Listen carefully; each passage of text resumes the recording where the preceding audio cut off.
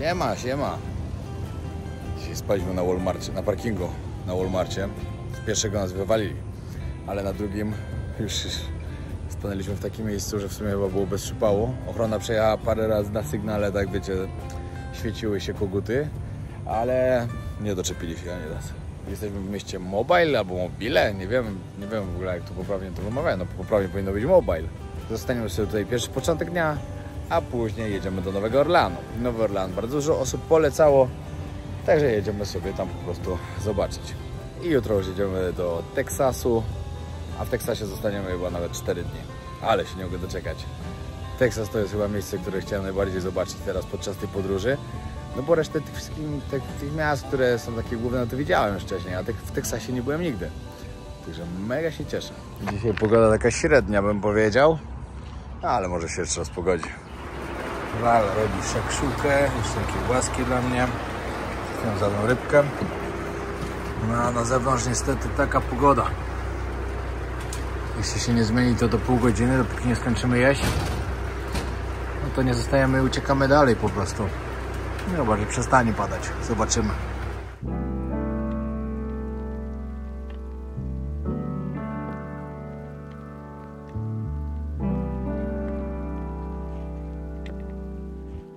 No, jesteśmy w centrum Mobile. Nie wypowiada się tego Mobile, tak jak wcześniej myślałem.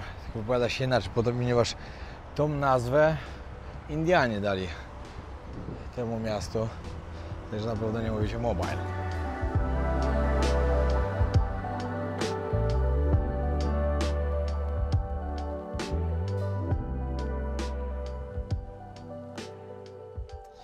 Tutaj w ogóle to miasto powstało przez Francuzów. Francuzi tu kolonizowali. Oni je stworzyli. Chciałem właśnie szukać jeszcze apteki. Teraz gdzieś tutaj podobno jest. Muszę coś sobie kupić. I w ogóle jest strasznie pusto w tym mieście też jest. Jak byliśmy wczoraj, tam w Montgomery, to też to samo było.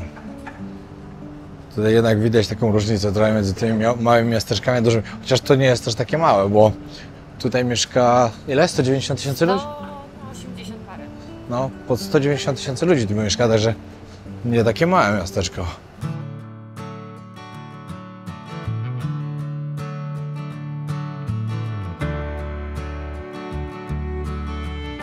Dobra, tutaj możecie zobaczyć. Bilet kosztuje $18 od osoby. To się nazywa USS Drummond. Ciekawe miejsce, żeby zobaczyć. Chcemy kupić bilety i zaraz będziemy wszystko pokazywać. Ok. I tutaj będziemy zaczynać nasze zwiedzanie. Jesteśmy bransoletki. Nie wiem w sumie po co, ale mamy.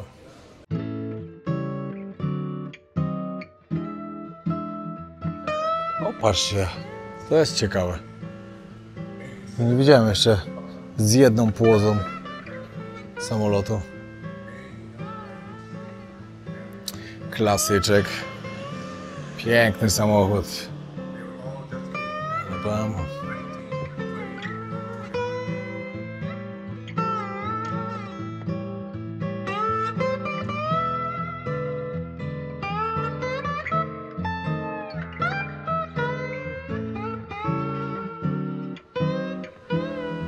Stary amerykański samolot 39.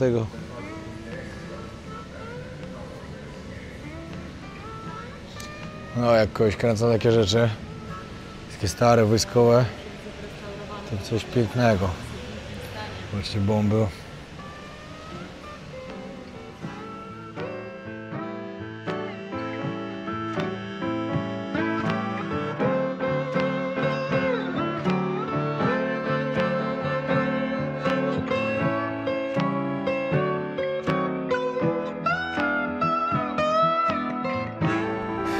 Dobra, teraz pozwiedzam sobie łódź podwodną. To jest ciekawe, nigdy nie byłem w takiej łodzi. Z II wojny światowej. Łódź podwodna to jest coś. Jeszcze nie miałem okazji, nawet chyba nie miałem okazji widzieć. Będzie dopiero chodzić i zwiedzać.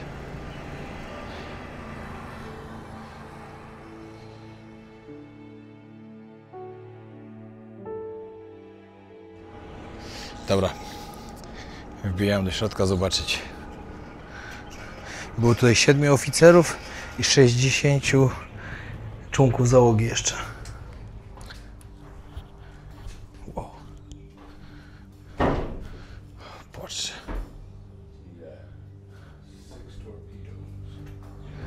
6 mieli takich wyrzutni. Znaczy to jest rakieta, ale tam dalej są, właśnie tam widać fajnie. Czekajcie, w sumie wam pokażę.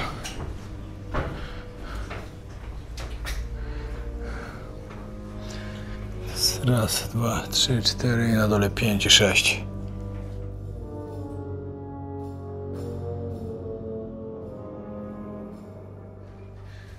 Takie malutkie drzwiczki. O, tutaj mieli kuchnię. Tutaj takie łóżka. Jedno łóżko, drugie łóżko. Tutaj sobie jedli.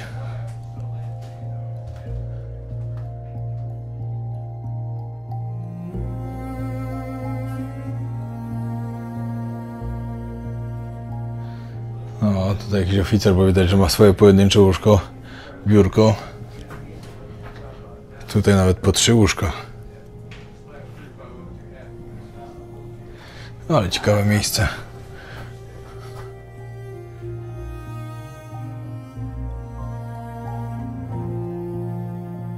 No i tutaj główna sterownia. Patrzcie, ile wszystkiego dookoła.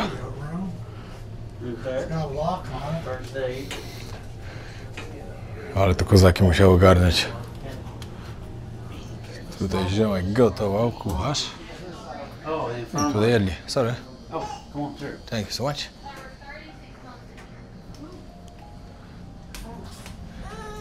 No i tu kolejne kabiny, gdzie spali. Excuse me.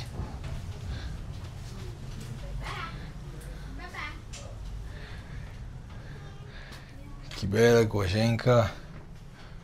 Tutaj. Nie wiem co to. Wow. To się idzie od miejsca do miejsca. Ogromne takie, że szok. Ale wyobraźcie sobie, jakie to musi być przerażające. Jak jesteście 90 metrów zanurzeni. Nigdy nie wiadomo, co się stanie pod wodą. Jak się coś stanie, ratunku już nie ma. No i właśnie fajne jest w podróżowaniu to, że możecie sobie odwiedzać miejsca, których nigdy na oczy nie widzieliście. Rzeczy odwiedzać, rzeczy widzieć, nie odwiedzać, widzieć. Nigdy w życiu nie miałem okazji zwiedzać łodzi podwodnej. A tutaj mam. Fajnie, fajnie. Może nie każdego to interesuje, oczywiście, to dobrze rozumiem. Ale dla mnie to coś świetnego i myślę, że niejednemu z was by się też spodobało. A to jeszcze nie koniec, bo jeszcze tam dalej jest taki wielki okręt marynarki wojennej, który też można zobaczyć. Tutaj kolejne jakieś sterownie. Nie no, ci, którzy to odgarniali, to naprawdę lekko nie mieli. O, ale tutaj kolejni spali jeszcze. Pomyślcie sobie, jak to musiało być pewnie gorąco. Od tych silników, od tego wszystkiego. No to trzeba spać. A, i tu jeszcze były wyrzutnie kolejne. Patrzcie. Rakieta kolejna z silniczkiem. I sobie płynęła i tk. Tu jakiś okręt marynarki wojennej. Pum. Fajnie było to zobaczyć.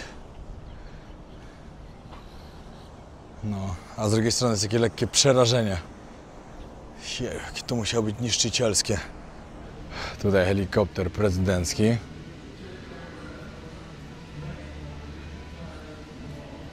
No i teraz ogromny statek marynarki wojennej.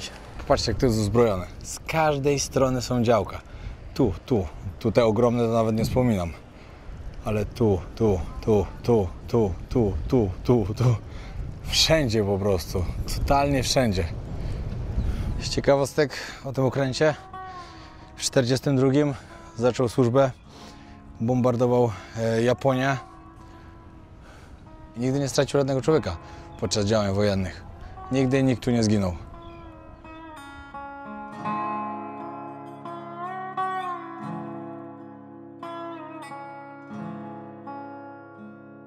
Ten jest serio przerażający aż.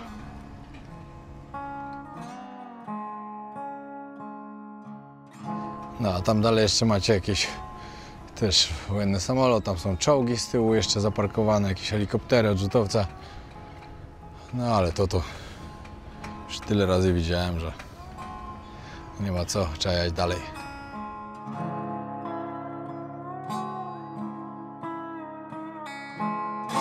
No i tak, jesteśmy w Mississippi i dzisiaj stwierdziliśmy, że zjemy troszkę inny obiad.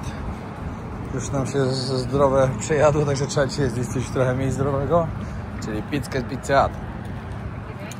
W samym Mississippi, no wiadomo, no najbardziej znana rzeka, ale my rzeką przepłyniemy się właśnie w Nowym Orleanie.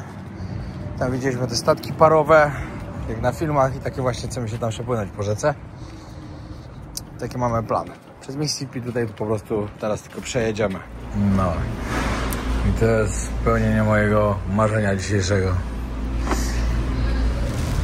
Co właśnie wjechaliśmy, masakra. Ale ulewa, nic nie widać. Jesteśmy w kolejnym stanie. Welcome to Louisiana.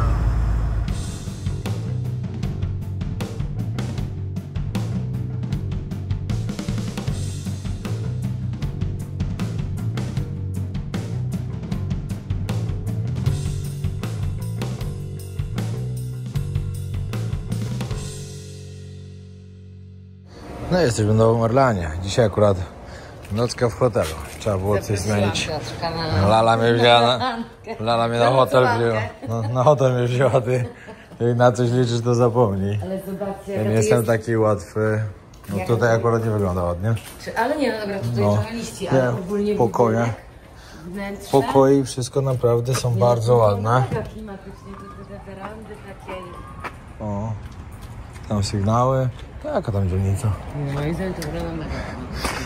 No, idziemy się przejść na Bourbon Street, czyli taką główną ulicę tutaj w mieście. Posłuchaj troszkę jazzu. Patrz jak jazz grają.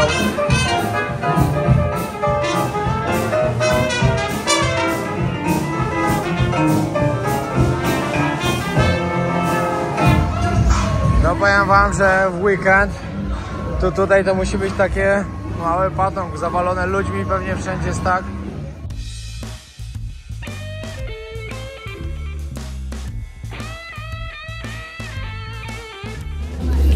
Ani trochę się tego nie spodziewałem, co tutaj jest. To kawałek klub oczywiście, wszędzie muzyczka gra. No to jest sklep z cygarami właśnie był, restauracja jakaś. Przyjemne miejsce całkiem.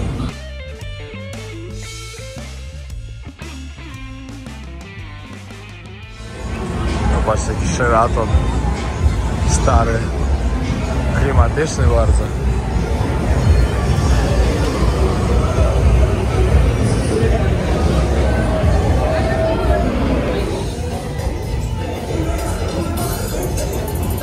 Tutaj to faktycznie trochę padło.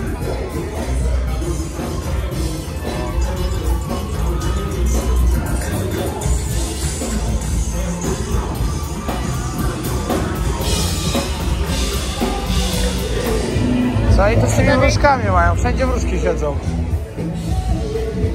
Co kawałek, na każdym skrzyżowaniu.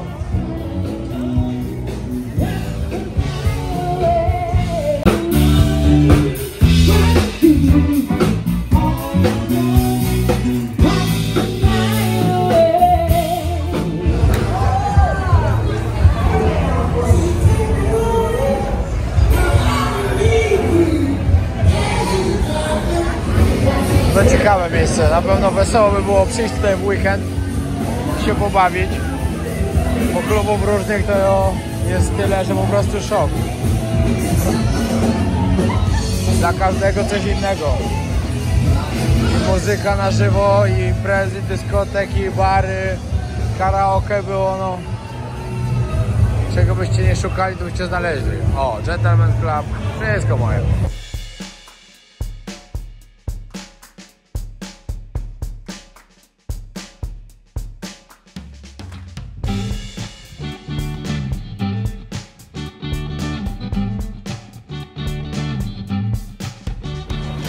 Idziemy się przejść jeszcze gdzieś dalej, już poza tą ulicą główną. Teraz idziemy inną główną, nie imprezową, tylko normalną. Tutaj jest kolejne miasto z wpływami francuskimi właśnie. Już czytaliśmy, że było powiedziane, że to byli francuscy osadnicy, ale osadnicy to jest chyba tak ładnie powiedziane do kolonizatorów po prostu. Bo dla mnie to jest jedno i to samo. A jeśli się mylę, to nie wiem, ktoś poprawi. O, w ogóle dzisiaj, jak tutaj jechaliśmy niedaleko bagien, widzieliśmy chyba 7 aligatorów przy drodze, albo przejechanych, albo jeden był taki wielki, naprawdę 2-metrowy, z urwaną głową.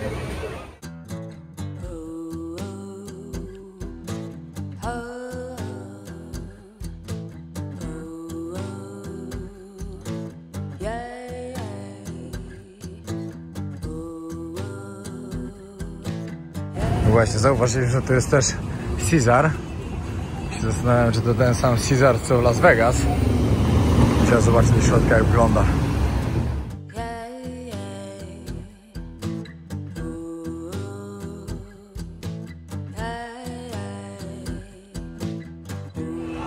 Tutaj też to fajnie wygląda. Można sobie sport poobstawiać. No i na weekend będziemy wreszcie w dużym mieście. Będziemy w stolicy Teksasu. Także wiemy, że na 100% musimy znaleźć albo baseball, albo amerykański futbol. A może się uda i to, i to. Zobaczymy. Słoneczko wychodzi, kolejny dzień się zaczął. Pokażę wam dzisiaj, bo wczoraj wieczorem jak tędy szliśmy, to wiecie, było tak sobie. Ale to naprawdę fajne miejsce. Tutaj był nasz pokój. Tutaj takie stoliki. Każdy ma do siebie osobne wejście. Tutaj jeszcze inne domki. Tutaj, tam kuchnia, taka wspólne miejsce do posiedzenia. Tutaj taki ogródek. Znakomite miejsce. Aż stwierdziliśmy, a dobra, zostaniemy sobie dzień dłużej. No i niestety nie mają miejsca. Także nic. Idziemy teraz sobie pozwiedzać, spędzić fajnie tutaj dzień. Co do samego Nowego Orleanu. To tak, na początku w 1700 którymś roku byli tutaj Francuzi. Później byli Hiszpanie. Później znowu Francuzi. A później Napoleon Bonaparte sprzedał to Stanom Zjednoczonym w 1805 roku. Dokładnie tak. I od tego czasu... Jakby w ogóle cały stan Luizjana, o to jest ważne, tak, że cały stan Luizjana sprzedał. Tak. I widać tutaj wpływy. I francuskie jest tu w ogóle francuska dzielnica, na którą pójdziemy. W ogóle nie wiadomo, czy my na niej przypadkiem nie jesteśmy. No już. Właśnie, tak mi się wydaje. Tak mi się wydaje, że my jesteśmy na tej francuskiej dzielnicy. Ale widać już. też wpływy hiszpańskie, jeszcze kreolskie. Dokładnie, kreolskie też Dokładnie. widać. Także to jest wszystko pomieszane Mix. w tym mieście. Dokładnie. A jest w ogóle piękne miasto. My Jest się w ogóle nie kolorowo. spodziewaliśmy, że to będzie tak ładnie, a tu jest zarąbiście. Tak. No i dobra, jesteśmy znowu na Bourbon Street, gdzie byliśmy wczoraj, gdzie życie nocne jest największe po prostu w tym mieście. I najważniejsze, na francuskiej dzielnicy to my mieszkamy właśnie. Ale to tutaj to też chyba dalej do tego podchodzi. I my zresztą możecie zobaczyć, jakie te budynki są wszystkie piękne. Zupełnie inna Ameryka, niż widzieliśmy ją wcześniej. W ogóle szczerze, ta Alabama też mi się podobała, też było coś innego. To jest fajne, że po tych Stanach jak jeździcie, w każdym miejscu możecie coś zobaczyć innego. No bo patrzcie, jaki piękny budynek i jaka piękna dziewczyna.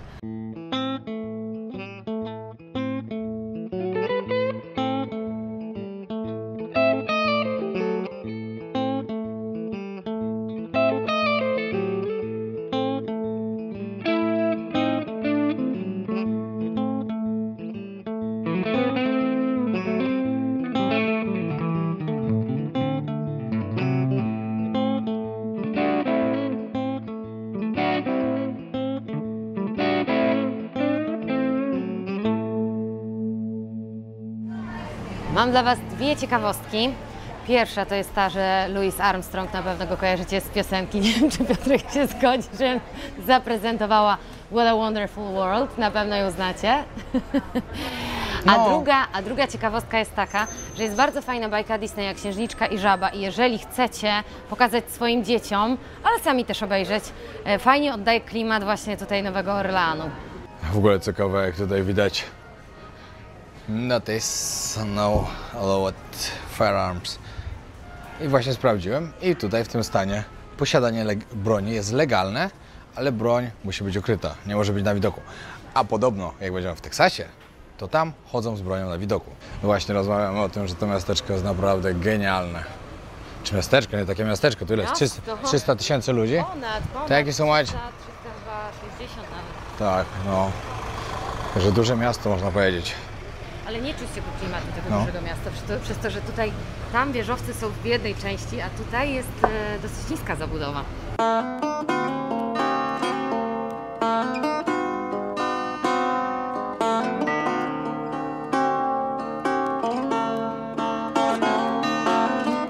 Dobra, znajdujemy się teraz na Jackson Square, czyli w samym sercu francuskiej dzielnicy. Tam kapitan Anderson Jackson, tutaj bazylika, najstarsza bazylika w całych Stanach Zjednoczonych. I tutaj gdzieś właśnie pod tą bazyliką jest pomnik Jana Pawła II i zaraz go znajdziemy. Jeszcze nie wiemy gdzie, ale zaraz go gdzieś na pewno znajdziemy. Chyba że jest akurat otoczony, to wtedy go nie znajdziemy.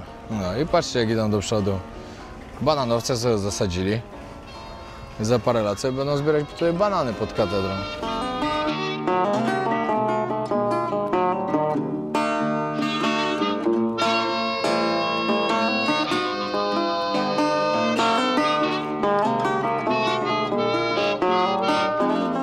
Dookoła cały plac otoczony jest tymi pięknymi budynkami.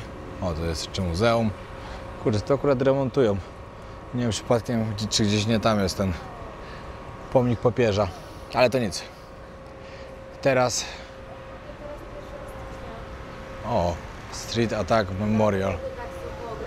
Aha, a wiecie co? Ja się zastanawiałem, dlaczego tu wszędzie jest tak podgradzane. No i już wiemy, co tu się stało. Był zamach 1 stycznia. Popatrzcie, tu są ludzie, którzy zginęli. 14 ludzi zabitych, a ponad 50 ranionych.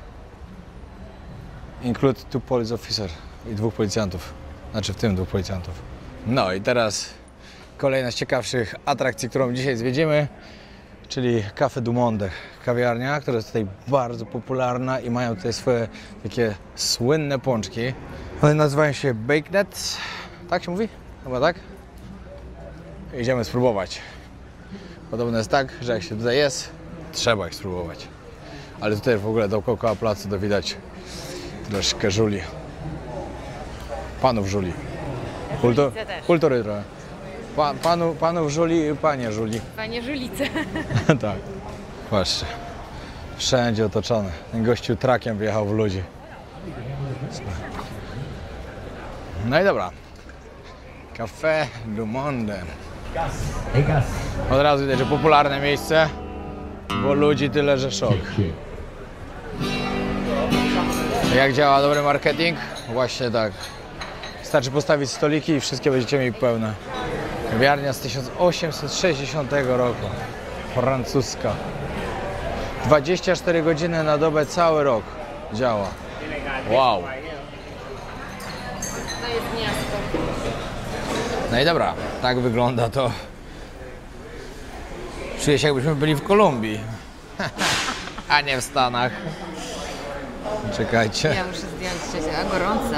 Kilogram. Ja pieprzę, ile tego jest. Konsystencja, znaczy tak inaczej, nie konsystencja, tylko wygląd. A nie, zobacz, tego nie ma. A nie, no dobra, jest. To trochę wygląda między pączkiem a faworkiem. To tak samo smakuje nawet. Aż mi się młode lata przypomniałem. Jak mama robiła, albo babcia. Nie do mnie są faworki. Bardziej kruche. Ale wiem, że są czasami takie faworki. Ale to jest... Tak, takie między faworkiem a pączkiem. Albo faworki takie jak u Ciebie. Ale dobre.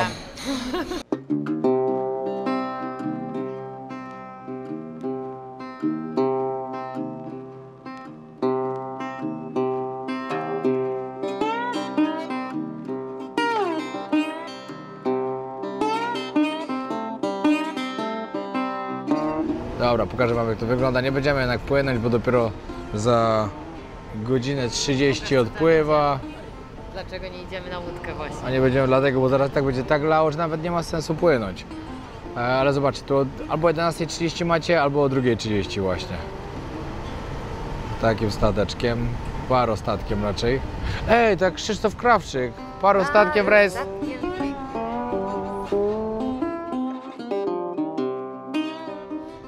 No, a tam taki sam właśnie wraca. Ten pewnie, który wypłynął o 11:30.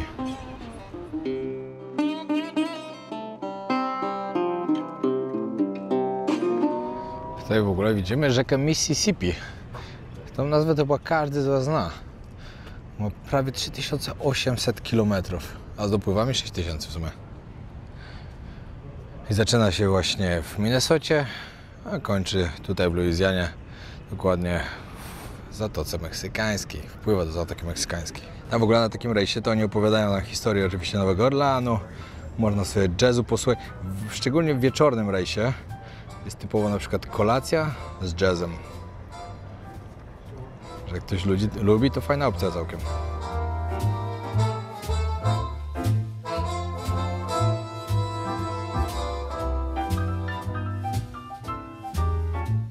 Dobra, z takich ciekawostek, które musicie wiedzieć jeszcze o Nowym Orleanie i o tym, co się tutaj wydarzyło, bo wydarzyła się to jedna z najgorszych katastrof w dziejach Stanów Zjednoczonych. Katastrof naturalnych, jak uderzył huragan Katrina w 2005 roku. 1800 osób zginęło wtedy. Setki tysięcy ludzi straciło domy. 100 miliardów strat tutaj było. Pomyślcie, 80% miasta było pod wodą, przez to, że właśnie Nowy Orlean leży tutaj w depresji. No a tak naprawdę nie byli przygotowani też na to, co nadchodzi. No i później to właśnie obnażyło to, jak Stany Zjednoczone są przygotowane do radzenia sobie właśnie z takimi rzeczami. Nie wiem, pewnie wielu z Was wtedy słyszało to. Ja na przykład pamiętam, ja nie wiem dlaczego, ale jakoś pamiętam. Chyba, że to nie ten sam huragan, o którym myślę, ale chyba tak.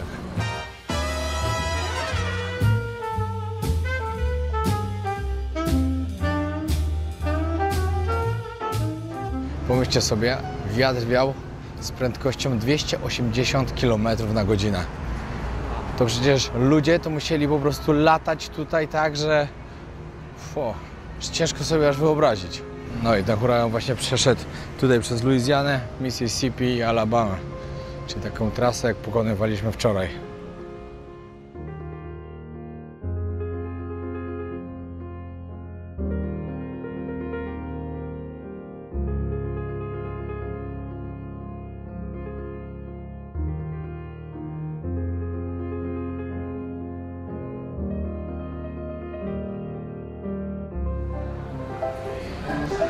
Zarąbiste, zawsze chciałem to zobaczyć.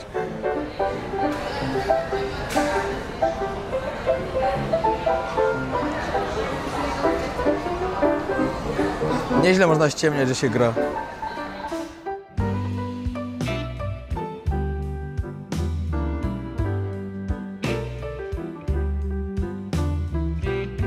Te tramwaje tutaj jeżdżą od 1500 któregoś tam roku, nie pamiętam dokładnie, ale czytałem o tym właśnie w takim poradniku, który mieliśmy w hotelu. Ale to jest niesamowite też. Kawał historii.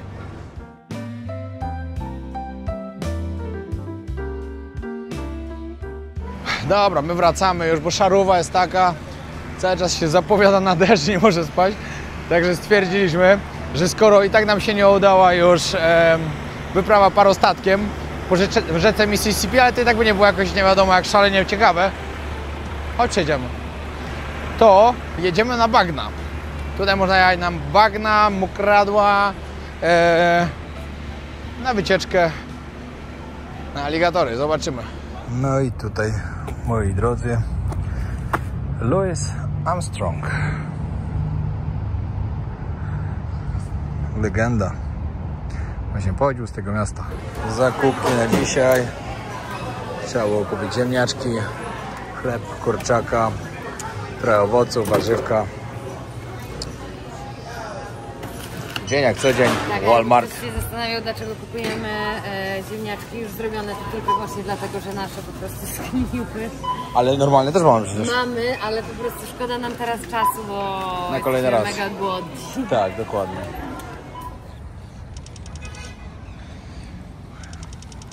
No i bierzemy się za obiadek.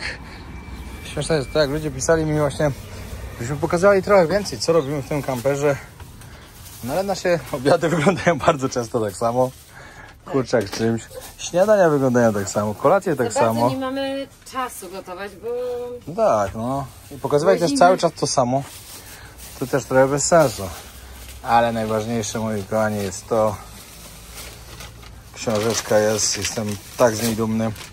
Jeśli ktoś z Was jeszcze jej nie ma, serdecznie polecam. Spodoba Wam się. Rzeka Mississippi znowu. No i jedziemy do Houston, do Teksasu. Houston będzie naszym pierwszym przystankiem właśnie w tym stanie. Trasy pokazywało 5,5 godziny mniej więcej. No ale zatrzymywanie się to pewnie troszkę więcej zejdzie.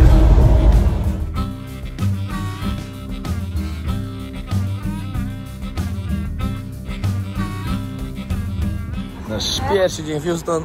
Zaczynamy od prania. Mam pranie i sprzątanie kampera. Dzisiaj piątek. Już troszkę się tego uzbierało. Teraz jesteśmy w takiej ogromnej pralni.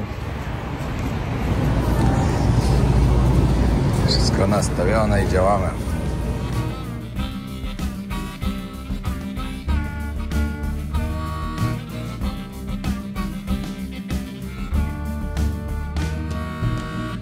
Przyjechałem właśnie pod stadion Houston Astros. Niesamowicie fajne. Niesamowicie fajnie by było, jakby się udało dzisiaj jakiś mecz zaliczyć. Akurat sprawdzałem, no to dzisiaj na wyjeździe grają. Ale może coś się dzieje, także idę sprawdzić. Co ciekawostego Houston, no to jest czwartym największym miastem w ogóle w Stanach Zjednoczonych. 2,3 miliona ludzi tutaj mieszka. Jest największym w stanie Teksas miastem oczywiście. Wiele fajnych atrakcji. No i baza NASA tutaj jest. Czekajcie, tu jest close. Kurczę, nie wiem gdzie muszę iść. No i dobra, coś się tutaj dzieje dzisiaj na stadionie, no ale to nie grają Astrals, tylko jakieś coś tam, coś jakaś dziwna nazwa. Pani powiedziała, że o 2:00 otwierają, o 4:00 się zaczyna mecz, ale no, że to nie będzie to samo. No ale może wpadniemy, zobaczymy jak się będzie dzień układał. No i tak, jesteśmy w Discovery Green. Jeśli chcecie przyjechać do centrum tego miasta, to podobno jak wpiszecie właśnie ten park, to będziecie w samym centrum. Tutaj w ogóle przed chwilą widzieliśmy bardzo dużo dyń i się zastanawiam, dlaczego Ala przebrała się za dynię. Przypadek? Nie sądzę. Nie sądzę, dlatego zaraz zrobimy fajne zdjęcie. Tak, gdzie jest Wall-E? Już sobie to wyobraziłem, także zaraz to zrobimy. No i co, spędzimy sobie dzień tutaj zwiedzając, no a później pójdziemy na ten baseball. Mimo tego, że to nie gra ta lokalna drużyna, te gwiazdy stąd, to i tak chcemy zobaczyć jak wygląda ten stadion, bo poczytałem troszkę i ludzie mówią, że naprawdę bardzo warto iść zobaczyć. Także kto by tam nie grał, to i tak fajnie będzie. Ale piękna woda, no nie jest tylko wskoczyć. W ogóle powiem wam takie coś, dzisiaj troszkę zeszło mi takie ciśnienie. Mówię, kurde, co jest nie tak? Dlaczego te filmy się nie wyświetlają? I okazało się, że YouTube zmienił algorytm i wielu twórców na tym traci bardzo dużo. W ogóle ludziom nie wyświetlają się filmy najnowsze, które twórcy wrzucają na kanał. Nie są promowane te filmy. Także jeśli macie ten sam problem, napiszcie mi w komentarzach, czy wam się w ogóle wyświetlają na tablicy głównej moje filmy lub innych twórców, których oglądacie. A już słyszałem od paru osób to, także jeśli ktoś tak ma, dajcie znać.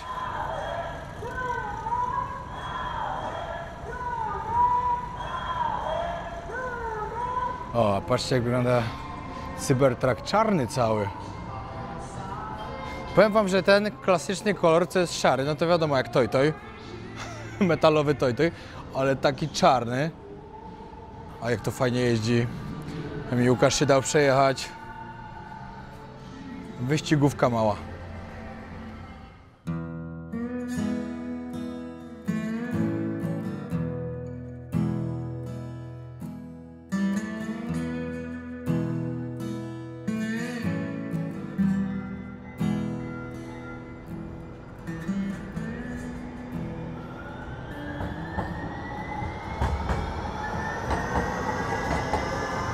No, jesteśmy na Main Street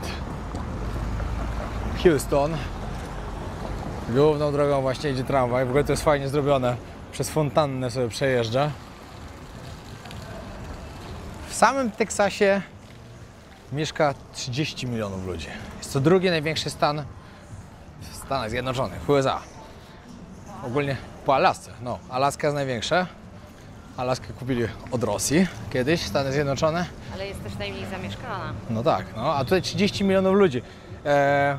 Jest na drugim miejscu, nie z największych, to z najbardziej też zaludnionych, liczebnych. największa liczba mieszkańców jest. No pomyślcie, no mieszka prawie tyle ludzi, co w Polsce.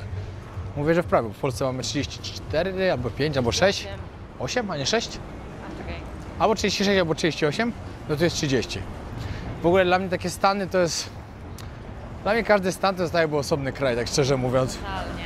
Bo w każdym stanie jest coś innego. To jest takie jak, wiecie, w Europie mamy Unię Europejską, że wszędzie Schengen, sobie jedziecie po prostu bez żadnej granicy, no to tu między Stanami też sobie tak jedziecie, tylko jest tabliczka, że wjeżdżacie do nowego stanu. Trochę inna kuchnia, trochę inni ludzie, trochę inna kultura. Totalnie. No. Że to jest świetne. A w ogóle sam Teksas, słuchajcie, jest większy od Polski i Niemiec razem wziętych, więc sobie wyobraźcie, jakie to jest ogromne. Tu możecie zobaczyć flagę Teksasu. 3 kolory. Biało, czerwone i niebieski, do tego gwiazda na niebieskim. Ale mało ludzi tu jest strasznie. To jest największe miasto w Teksasie, a na chodnikach w centrum miasta pusto. Dziwna sprawa. 2,3 miliona ludzi tu mieszka. Gdzie ci ludzie są? Czyli tyle, ile w Warszawie mniej więcej. No i z okazji tego, że jeszcze w sumie warto coś wyjaśnić. Wiele osób pisało też, może niewiele, parę osób pisało o tym, że myśleli, że nasza przygoda kamperem to będą raczej jakieś dzikie zakątki Stanów Zjednoczonych. Oczywiście wszystko będzie, moi drodzy. Każdy stan jest inny. Nie w każdym stanie jest coś, co można pokazać ze względu na natury i tak dalej. W niektórych są po prostu ładniejsza jest natura, a w niektórych ładniejsze są miasta. Dlatego tam, gdzie są lepsze miasta, pokazujemy miasta, tam, gdzie będzie natura, to będzie natura. Nie każdy stan wygląda jak taka Utah, Arizona lub Nevada. Niektóre stany to po prostu są wielkie miasta, które pokażemy. Teraz będzie Meksyk. A jaki Meksyk? Teraz będzie Teksas, bo tutaj obok jest Nowy Meksyk. Później będziemy jechać przez środek Stanów Zjednoczonych aż do Chicago. Później będzie Yellowstone, będzie właśnie później Utah i Arizona. No Wszystko będzie. Będzie wszystko po trochę, także się nie martwcie. A na samym końcu jeszcze będą Hawaje. I Hawaje pod względem natury są też cudowne. Także każdy znajdzie coś dla siebie. Idziemy teraz spróbować teksańskiego barbecue. Podobno jest niesamowicie dobre. Od 1967. Ale klimacik.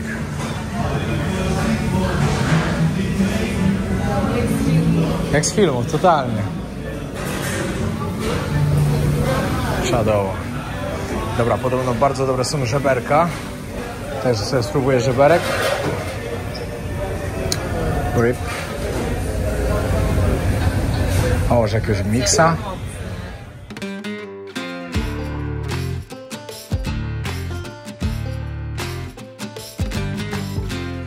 Tak dobrze doprawionych żeberek to naprawdę bardzo dawno nie jadłem.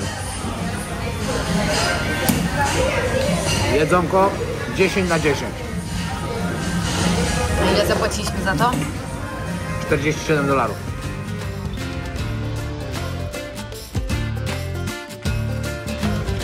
Co mi się w Stanach podoba, że zamawiacie sobie Ubera i przyjeżdża po was taka fura konkretna. O, ale chciał takie auto. Piękne jest. Patrzcie, jaki piękny mural. Żółwika sobie przybijają. Ale tamten też, ta kobieta z gałązką. Piękne murale tu są. Dookoła wszędzie tu zobacz. Gałązka bawełny, tak?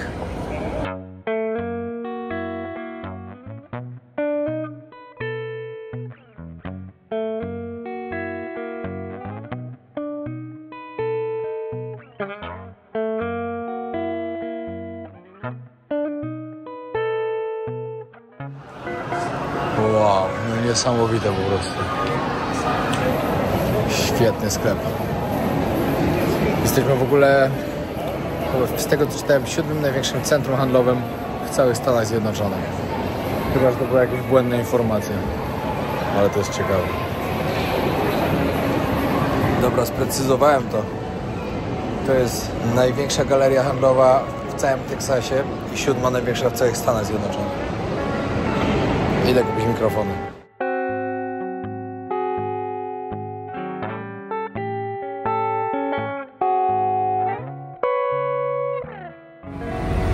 My już na parkingu. Zaparkowany jeden kamper między wszystkimi tirami. wywalić śmieci właśnie, toaleta i do spania. To by było na tyle. Dzięki wielkie, trzymajcie się, pozdrawiam serdecznie w kolejnym odcinku Rodeo, prawdziwy Teksas, także zapraszam serdecznie, pozdro.